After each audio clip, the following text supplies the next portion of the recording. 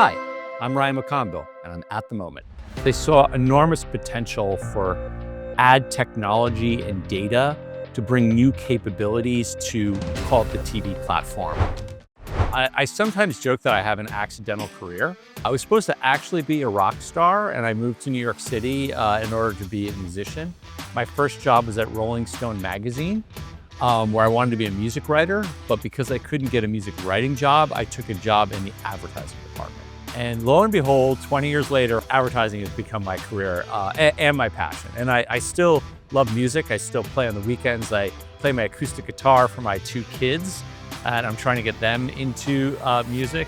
But for my career purposes, I'm very happy with the direction that Rolling Stone wound up taking me.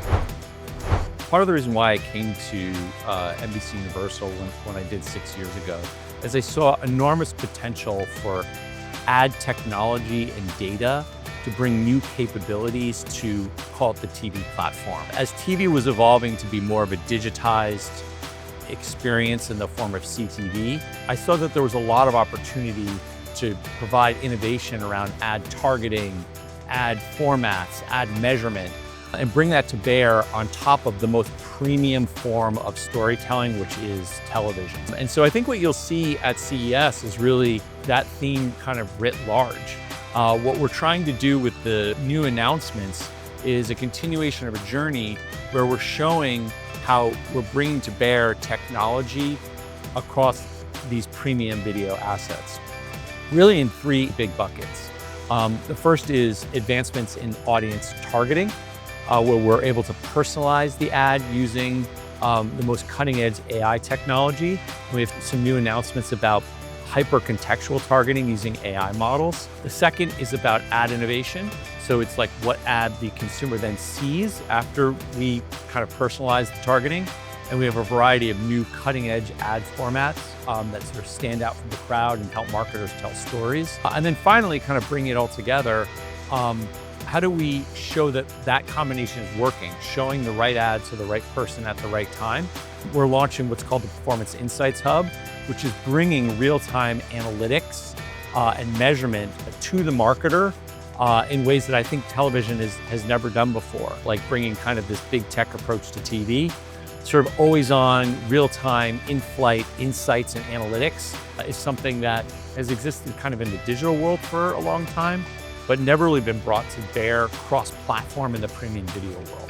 So we're really excited to unveil that at CES and really show how all these innovations work together collectively. We've sort of presented is this idea of the targeting trilogy, right? So one aspect of that is finding the right person. So in this case, targeting with the ads that's most interesting to him. We've made big investments in our identity graph, which allows us in a privacy compliant way to talk to our subscribers around what data they share with us so we know more about them, so we know the best ads to show them. The other innovation that we've been working a lot on is then the right ad. So what ad format is going to resonate most with this audience in this environment?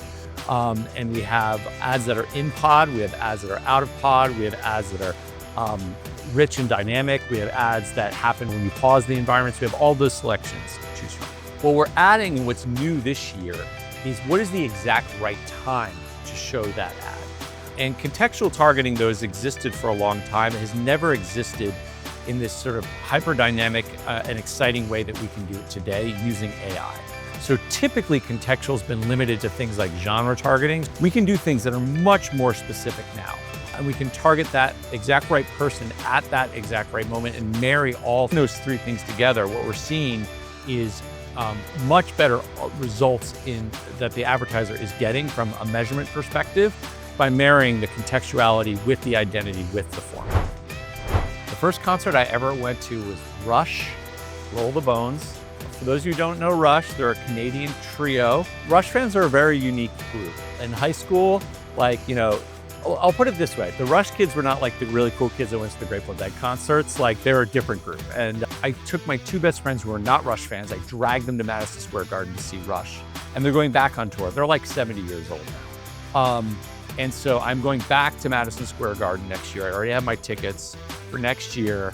to see Rush now in their final kind of farewell tour, which I didn't get to see, in their actual final farewell tour. So I'll be going back to MSG to kind of close that loop cycle for my life.